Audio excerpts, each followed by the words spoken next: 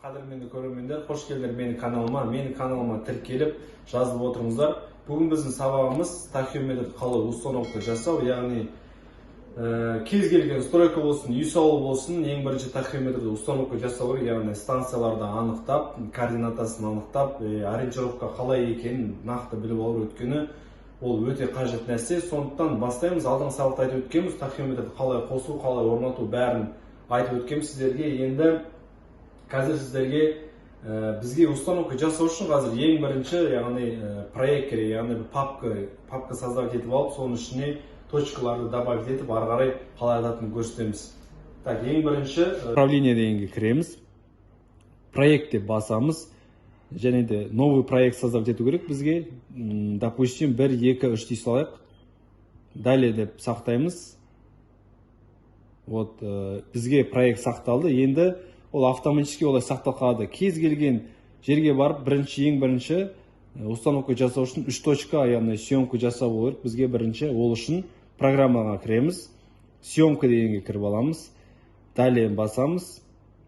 Одан кейін 3 точка құрамыз, RP1, RP2, RP3. Осыларды қазір ең бірінші установка жасамай уровеньге қойып, 3 точкаға атып, бірінші съемка жасап алатын боламыз. Қазір оны көрсетеміз сіздерге. Яғни съемкаға кіргеннен кейін лазер болады. Лазерді басқанда лазер жанады. Оны өйткені объекті тезірек тауып алу үшін, және де мына белгі, 1 деген белгі, ол без отражатель. Яғни без отражатель атып аламыз, өйткені бізде егер отражатель ұстайтын адам болмаса, немесе алыс қасыта болса, сол жерде сценаға ататын болсақ, солай құрып аламыз. Енді жәнегідей бірінші 3 точка создавать етіп аламыз. Бұны жазамыз. Допустим, RP1 болады бізде. Болды. Енді қазір қалай съемка жасайтынын көрсетеміз. Достар, осылай жазып алдық. Енді бізге бұл тахиометр приборына сақтау үшін, яғни F1, F2, F3, F4 деген кнопкалар берілген. Сол F1 деген кнопканы бассақ, ол яғни бұл точка осы бағана біз создавать еткен проектке сақталады. А егер де расстояние, яғни F2-ны бассақ, ол жай ғана высотный отметка, координаттарын ғана көрсетеді, бірақ тахиометрге сақталмайды. Қазір мінекей біз F1, яғни все деген кнопканы басамыз. Мінекей сақтап алды. Келесі автоматически RP2 деген точка болады. Ол бізде келесі жерде орналасқан, соған наблюдать етеміз. Осылай сақтап аламыз. Енді RP3, ол 3-ші точка сақтаған, оны тоже солай 3-ші точкаға ататын боламыз. Қазір тоже самое F1 басамыз. Осылай сақтап аламыз. Мінекей достар, бәрін сақтадық. Енді қазір назад деп шығамыз. Назад деп шығып аламыз. Енді установка станция деген бар, соған кіреміз. Окей деп басамыз. Және мен айтқандай станция координаттарын анықтаймыз. Засечка, яғни жәнегі атқан 3 точкамызды сол арқылы засечка, яғни установка жасаймыз. Далее деп басамыз. Далее бізге енді список дейміз да, проектті іздейміз. Жаңағы проектіміз бізде 1, 2, 3 списокте бассақ, соның үшін жәнегі точкаларымыз тұр. Ең бірінші точка. Далее деп басамыз. Қазір осыны жаңағы точкаға тоже самый көздеп ататын боламыз.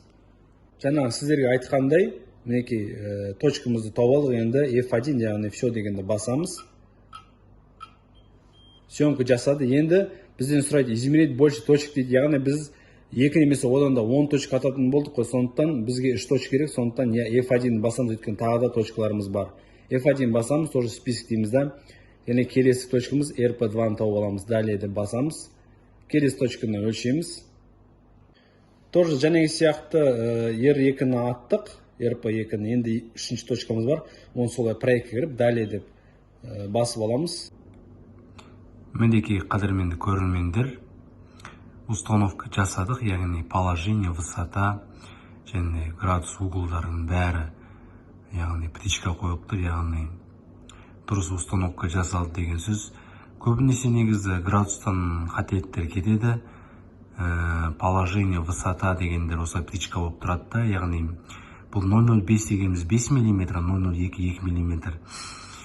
Солар 1 сантим, 2 сантиметр кейін барса, ол уже негізі ошибка болып есептеледі, өйткені допуск бізге 1 сантиметр ғана болады.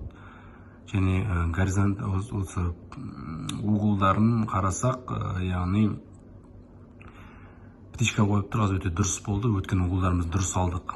яғни 45 градустан 360 градусқа дейін аралықтарда өлшеуге тиіс. Оны келесі сабақта толығымен айтатын боламыз. Және де көбінесе угылдар келмей қалса, угылдарды дұрыс алу қажет. Өйткені угыл дұрыс болмаса, өлшеген затымызда қате, яғни ошибкалар кетуі мүмкін. Енді қадірмен достар, F4 деген кнопканы басамыз.